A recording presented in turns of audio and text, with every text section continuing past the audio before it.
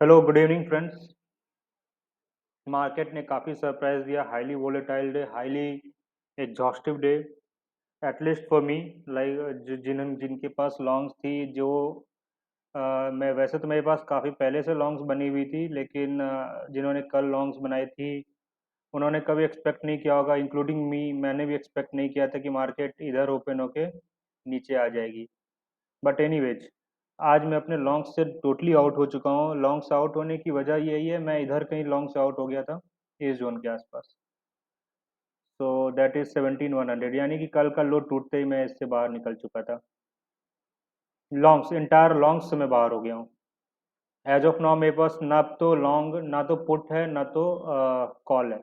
मैं totally market से बाहर हो गया हूँ, क्योंकि फैक्ट बताऊँ तो अब मार्केट समझ से बाहर है, हमारी समझ से बाहर है। अब आप इस कैंडल को देखोगे, 30 सितंबर की कैंडल को, तो नेक्स्ट डे इतनी इमीडिएट शार्प पियर्सिंग कैंडल बनी एंड नेक्स्ट डे फिर गैप अप हो गई।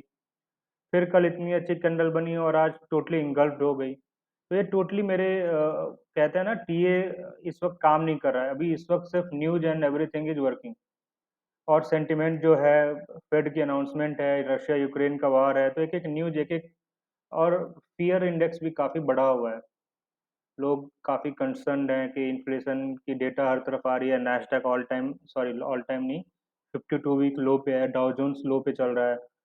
तो हम उन सब की सारे रिपल इफेक्ट देख रहे हैं। तो अब जो है, मेरी टोटली व्यूज मैंने चेंज कर लिया है, एंड मार्केट के अकॉर्डिंग हम अपने व्यूज को चेंज करते हुए रहना चाहिए। अगर आप अपने व्यूज पे एडमेंट रहेंगे कि नहीं ये ऊपर ही जाएगी, ऊपर ही जाएगी, तो अल्टीमेटली हमें लॉस ही होना है। तो अकॉर्डिंग टू मार्केट हमारी व्यूज चेंज होती रहनी चाहिए, जो आज मैंने किया है। मैंने इस जब भी ये लो कटा 17,090, इस जोन पे आगे क्लैरिटी आ गई थी कि मार्केट अब कट गिरने वाली है। ये इधर ही कुछ क्लैरिटी आ गई थी कि अब मार्केट गिर जाएगी। इधर देखो आप, 17, यानी जो कल का लो था, इसे इसे कटते ही हम अपने मार्केट से मैं अपनी लॉन्ग से टोटली बाहर हो गया। इस वक्त मेरे पास पुट भी नहीं है, ना ही कॉल है। मैं मार्केट को एक्चुअली इस वीक टोटली देखना चाहता हूँ। रीजन बस यही है कि अभी अगर आप सपोज करो मैंने आज पुट बाय कर लिया होता, हो सकता है कल गैप डाउन हो जाए। हो सकता है, मैं बोल रहा हूँ, लेकिन गैप डाउन होने की कोई वजह नहीं है। मतलब आज कोई ऐसा न्यूज नहीं है। जो भी न्यूज है वो 13 अक्टूबर ही है, यानी कि थर्सडे की नाइट में हमें पता चलेगा, जिसके इफेक्ट फ्राइडे को आने चाहिए। तो कोई न्यूज नहीं है। तो हो सकता है गैप डाउन हो सकता है ना भी हो। दोनों पॉसिबिलिटी है। अब ना होने के केस में क्या हो सकता है, बाउंस हो जाए, क्योंकि यहाँ 200 डीएमए दिख रहा है हमें क्लियरली। तो यहाँ से बाउंस भी हो सकता है नीचे भी आ जाए। तो ये सारे इफ्स एंड बट्स हैं, एंड इफ्स एंड बट्स जब होते हैं, जब आपको क्लैरिटी नहीं रहती है मार्केट की कि क्या होगा, तो उस केस में मैं पोजीशन नहीं बनाता हूँ। एक दिन ट्रेड छूट जाएगा, 2 दिन ट्रेड छूट जाने से कुछ हमारा नुकसान नहीं होगा, क्योंकि ऐसा नहीं होगा कि एक दिन में ही मार्केट यहाँ पहुंच जाएगी। ना ही ऐसा होगा कि एक ही दिन में मार्केट ने कल न्यू हाई बना लेना है। एटलीस्ट डायरेक्शन और ट्रेंड क्लियर हो जाए, सो दैट हम इस ट्रैप में ना फंसें। तो अब मैं लॉन्ग कब बनाऊंगा और शॉर्ट कब बनाऊंगा, क्वेश्चन ये है। लॉन्ग अब मैं बनाऊंगा इस रेंज के ऊपर ही, जब निफ्टी 17,300 के ऊपर चली जाएगी, तो फिर मैं लॉन्ग बनाऊंगा।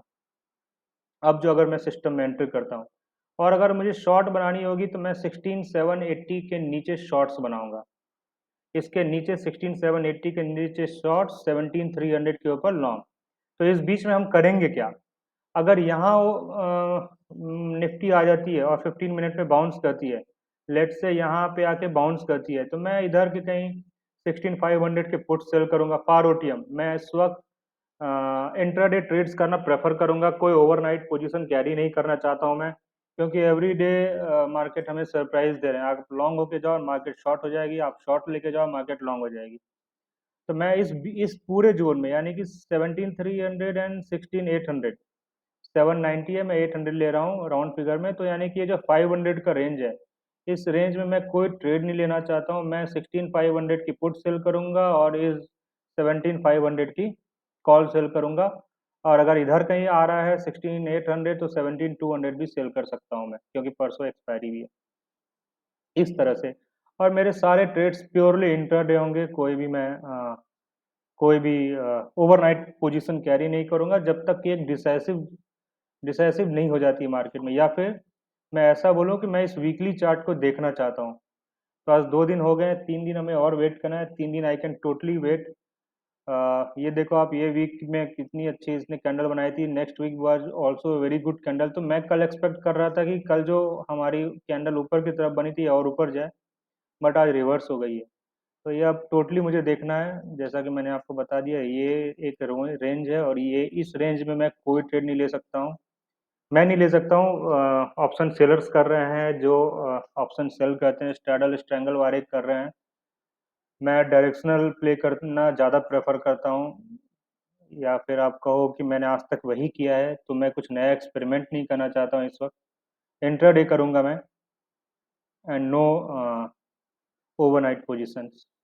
सो दिस इज़ द रेंज। अगर मैं बैंक निफ्टी की बात करूँ, तो बैंक निफ्टी में भी अगर कुछ ऐसा ही है, लेकिन बैंक निफ्टी थोड़ा कंफर्टेबली बैंक निफ्टी के कंपैरिजन में स्ट्रेंथ दिखाता है हमेशा। क्योंकि अगर आप ऐसे देखोगे, ये 30 सितंबर की कैंडल है, 30 सितंबर की कैंडल के पास ही बैंक निफ्टी रुका हुआ है। निफ्टी में क्या हो रहा है, निफ्टी में अगर आप देखते हो, तो 30 सितंबर की जो कैंडल थी उसका इसने ऑलमोस्ट हाफ तो नहीं बोलेंगे, लेकिन इसने इसे पियर्स कर दिया ऑलरेडी। आप बैंक निफ्टी के केस में देखो, ये इस कैंडल के अभी भी ऊपर ही टिका हुआ है। निफ्टी के केस में देखो, ये इस कैंडल के नीचे आ चुका है।